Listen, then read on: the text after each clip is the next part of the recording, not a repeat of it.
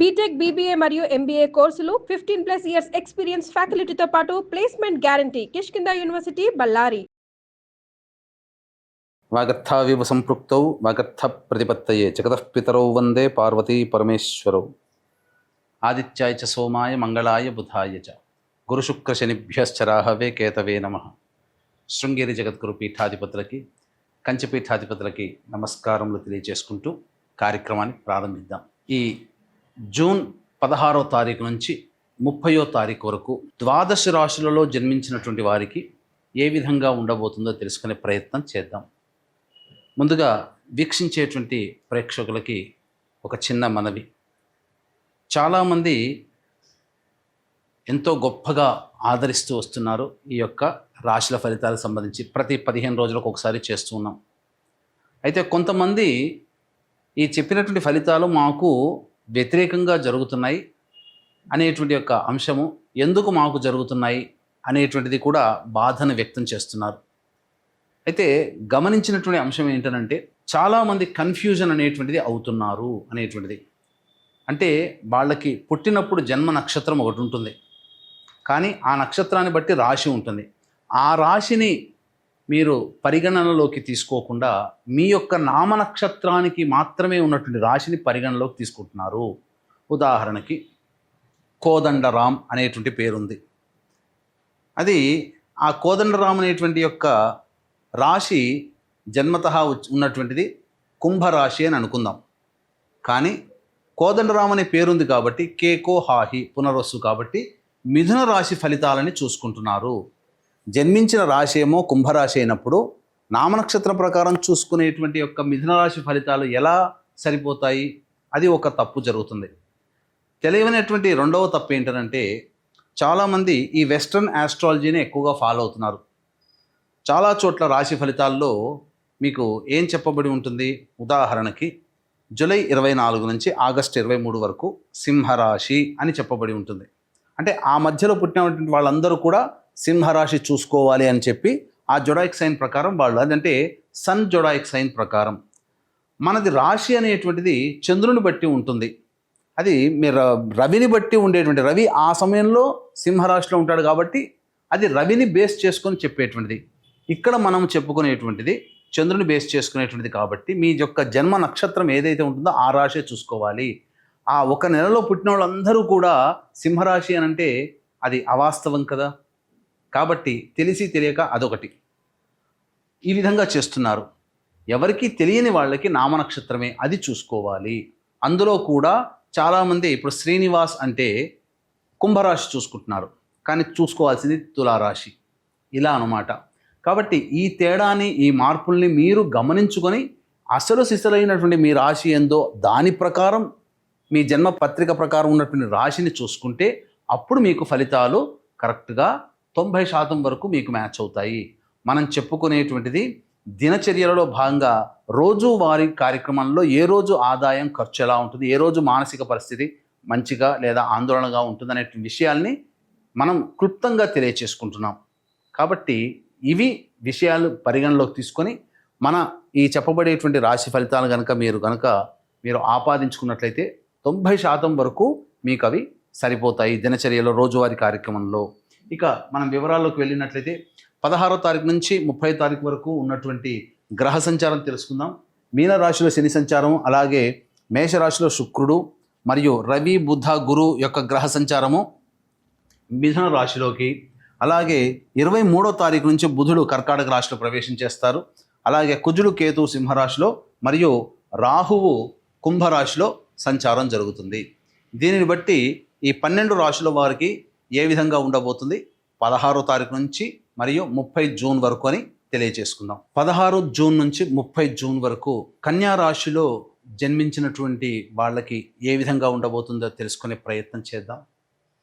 ప్రధానంగా రాశి వారికి 23వ తారీఖు నుంచి రాశినాథుడు సంపూర్ణంగా లాభస్థానంలోకి రావడం, అలాగే 16 నుంచి 22వ తారీఖు వరకు బుధుడు కూడా అనుకూలంగా ఉండడం చేత మీ యొక్క విష్, అంటే మీ యొక్క ఆత్మ సంకల్పం ఏదైతే ఉంటుందో నెరవేర్చుకోవడానికి సంపూర్ణముగా అనుకూలంగా ఉండేటువంటి సమయము ఈ యొక్క 16 నుంచి 30వ తారీఖు వరకు చెప్పబడి ఉంది. అలాగే రవి గురు సంచార ప్రభావం కూడా అనుకూలంగా ఉన్నటువంటి కారణం చేత ఈ యొక్క కన్యా రాశిలో జన్మించినటువంటి వారికి ఉద్యోగ వృత్తి వ్యాపారాల్లో చాలా అభివృద్ధిని పొందుతారు. నిరుద్యోగస్తులకి ఖచ్చితంగా ఉద్యోగం లభించి తీరే అవకాశం ఉంటుంది. కాబట్టి నిజాయితీగా కష్టపడండి, తప్పకుండా కష్టానికి తగినటువంటి ప్రతిఫలాన్ని పొందుతారు. వ్యాపార విస్తరణ, వృత్తి విస్తరణ మీకు అనుకూలంగా ఉంటుంది. నూతన ఉద్యోగంలో చేరడానికి సంపూర్ణంగా అనుకూలంగా ఉండేటువంటి సమయం కాబట్టి అన్ని విధాలుగా బాగుంటుంది. బాధ్యతలు పెరుగుతాయి.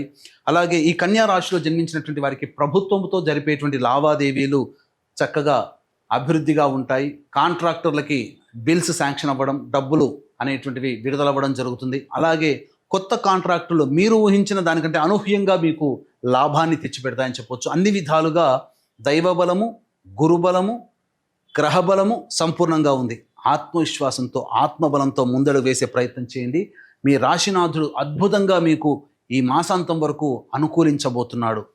కాబట్టి మంచి విజయాన్ని పొందుతారని చెప్పవచ్చు. ఇక శని యొక్క సంచార ప్రభావము మీ యొక్క పనులలో నెమ్మదితనాన్ని సూచిస్తుంది. అనుకున్న పనులు వేగిరవంతంగా ప్రయత్నం చేయడానికి పావులు కదపండి. ఏ రోజు పని ఆ రోజు చేసే ప్రయత్నం చేయండి. శని ప్రభావం నుంచి బయటపడతారని చెప్పొచ్చు. శుక్రుడు కూడా మీకు సంపూర్ణంగా అనుకూలంగా ఉన్నటువంటి కారణం చేత మీరు చేస్తున్నటువంటి వృత్తి ఉద్యోగ వ్యాపారాల్లో మీకు తెలియని అదృశ్య శక్తి మిమ్మల్ని ఎప్పుడు కూడా కాపాడుతూ ఉండడమో, లేకపోతే మీకు తెలియకుండానే సహాయ సహకారాలు అందడమో, తద్వారా మీ పనులన్నీ కూడా ముందుకు సాగడం అనేటువంటిది జరిగే అవకాశాలు ఈ కన్యా రాశిలో జన్మించినటువంటి వారికి ఈ మాసంలో గోచరం అవుతుంది. అలాగే రాహుగ్రహ సంచార ప్రభావం కూడా సంపూర్ణంగా మిమ్మల్ని విజయానికి దగ్గర చేస్తుందని చెప్పవచ్చు. ప్రత్యర్థులపై మీరు విజయాన్ని పొందుతారు. కోర్టు సంబంధమైనటువంటి న్యాయ సంబంధమైనటువంటి విషయాల్లో మీరు విజయాన్ని పొందే అవకాశం ఉంటుంది. కష్టే ఫలి అన్నట్టుగా ఎంత కష్టపడతారో అంతకు మించినటువంటి విజయాన్ని మీరు పొందే అవకాశం రాహుగ్రహం కూడా మీకు అనుకూలంగా ఉంటుందని చెప్పొచ్చు. ఏ తర్వాత కుజుడు కేతుగ్రహ ప్రభావమే మీకు అనుకూలంగా లేదు. ఈ కారణం చేత అన్ని విధాలుగా ఇప్పటి వరకు అన్ని శుభాలుగా చెప్పుకున్నప్పటికీ కుజకేతుగ్రహ ప్రభావము, సంచార ప్రభావం మిమ్మల్ని కొంతవరకు ఒక కన్ఫ్యూజన్ స్టేటస్లో నెట్టే అవకాశం ఉంటుంది. మీకు దగ్గరగా ఉన్న వాళ్ళే మీకు గోతులు తవ్వే అవకాశాలు ఈ కుజకేతుగ్రహ సంచార ప్రభావంలో కలుగుతాయి. మీ దగ్గరగా ఉన్నటువంటి నమ్మకస్తులు, పరిచయస్తులు, స్నేహితుల వల్లనే మీరు నష్టపోతారు. ముఖ్యంగా ధనపరమైనటువంటి నష్టాన్ని మీరు గురిపోయే అవకాశం గోచరమవుతుంది. కాబట్టి జాగ్రత్తలు పాటించండి. ముఖ్యంగా ఇతరులకి డబ్బులు ఇచ్చేటప్పుడు జాగ్రత్తలుగా ఉండండి. అనవసరమైనటువంటి వివాదాలు చోటు చేసుకునే అవకాశం ఉంటుంది. ముఖ్యంగా అనారోగ్య సమస్యలు పెరిగే అవకాశం ఉంటుంది. అనూహ్యముగా అనారోగ్యం పాలవుతారు. అంతే విధంగా మళ్ళీ బయటపడతారు. ఎందుకు అన్ఎక్స్పెక్టెడ్గా ఇలాంటి ఇబ్బందులు ఆరోగ్యపరంగా వస్తాయో తెలియకుండా మిమ్మల్ని బాధ పెడుతూ ఉంటుంటాయి. కాబట్టి ఎక్కువగా ఇబ్బంది పడకుండా మీరు ముందుకు సాగే ప్రయత్నం చేయండి. ఒక కుజకేతు గ్రహ ప్రభావము, శని ప్రభావం తప్ప మిగతా అన్ని గ్రహాలు సంపూర్ణంగా ఉన్నటువంటి కారణం చేత మిశ్రమమైనటువంటి ఫలితాల కంటే ఎక్కువ శుభ ఫలితాలు పొందుతారని చెప్పవచ్చు. వివాహానికి సంబంధించి చే ప్రయత్నాలు, వివాహార్థులకి వివాహం జరుగుతుంది. ఉద్యోగార్థులకి ఉద్యోగం లభిస్తుంది. అలాగే విదేశీయానం, విదేశీ విద్యకు సంబంధించి చే ప్రయత్నాలన్నీ కొలికి వస్తాయి. నిరుద్యోగస్తులకి ఉద్యోగం లభిస్తుంది.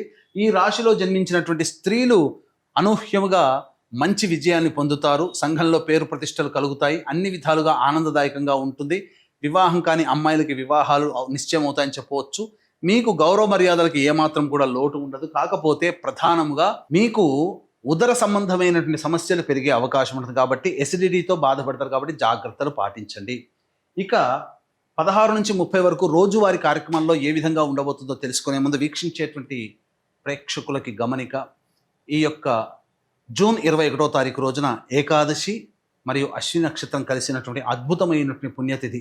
ఈ రోజున జాతకరీత్యా కలుగు విద్య, వివాహ, ఉద్యోగ, దాంపత్య, అనారోగ్య సమస్యల నివారణకి మరియు మేష, మిథున, కర్కాటక, సింహ, కన్య, వృశ్చిక, ధనస్సు, కుంభ, మీన రాశిలో జన్మించినటువంటి వారికి శనిదోష పరిహారార్థమై సర్వదోష నివారణ పూజలు, హోమాలు అనేటువంటివి మీ గోత్రనామాదులతో జరిపించి శక్తిపాతము చేయబడినటువంటి శంకరుంగలి మాలని మీకు అందివ్వడం జరుగుతుంది. అవకాశం ఉన్న వాళ్ళు కార్యక్రమ తదనంతరం కాంటాక్ట్ చేసి మీ గోత్రనామాదులు నమోదు చేసుకోవచ్చు. ఇక వివరాల్లోకి వెళ్ళినట్లయితే 16వ తారీఖు రోజున ప్రశాంతత లోపిస్తుంది. ఏ పని చేయాలన్న ఆసక్తి ఉండదు. మీ ఆరోగ్యం పట్ల శ్రద్ధ వహించాలి. 17, 18, 19, 20 ఈ తేదీలలో రాని బాకీలు వసూలవుతాయి. ఖర్చులకు మించినటువంటి ఆదాయం లభించడం ద్వారా ఆనందంగా ఉంటారు. విందులు వినోదాలు కుటుంబ సభ్యులతో, బంధువులతో, స్నేహితులతో గడుపుతారని చెప్పొచ్చు. సంతోషముగా ఈ యొక్క 17, 18, 19, 20 తేదీల్లో జీవిస్తారని చెప్పొచ్చు. 21, 22వ తేదీల్లో గనక చూసుకున్నట్లయితే ప్రశాంతత లోపిస్తుంది. స్త్రీపరమైన వివాదాలు చెలరేగుతాయి, జాగ్రత్తలు పాటించండి. అనవసరమైన ఖర్చులు కూడా పెరుగుతాయి. ఏ పని చేయాలని ఆసక్తి ఉండదు, ఒక జిగ్జాగ్ లాగా ఉంటుంది. ముఖ్యంగా ధన నష్టము సూచిస్తుంది. 23, 24 తారీఖుల్లో ముఖ్యంగా సంతాన మూలకంగా విభేదాలు, ఖర్చులు, సమస్యలు పెరుగుతాయి. అలాగే న్యాయ సంబంధమైనటువంటి విషయాలు కొలిక్కి వస్తాయని చెప్పవచ్చు. 25, 26, 27, 28, 29 ఈ రోజుల్లో వృత్తి ఉద్యోగ వ్యాపారాల్లో అనూహ్యముగా మీరు లాభసాటిగా ఉంటారు. ఖర్చులకు మించిన ఆదాయం లభిస్తుంది. అన్ని విధాలుగా సంతోషంగా ఉంటారు. విందులు వినోదాలు కుటుంబ సభ్యులతో, ప్రాణమిత్రులతో పాల్గొంటారని చెప్పవచ్చు. పాత మిత్రులను కలిసే అవకాశం ఉంటుంది. ఇక 30వ తారీఖు రోజున మాత్రమే ప్రధానంగా ఇతరులతో వాగ్వివాదాలు చెలరేగుతాయి. కాబట్టి జాగ్రత్తలు పాటించండి. ఆరోగ్యం పట్ల శ్రద్ధ వహించాల్సినటువంటి పరిస్థితి. వాహనాన్ని నడిపేటప్పుడు జాగ్రత్తలు పాటించండి.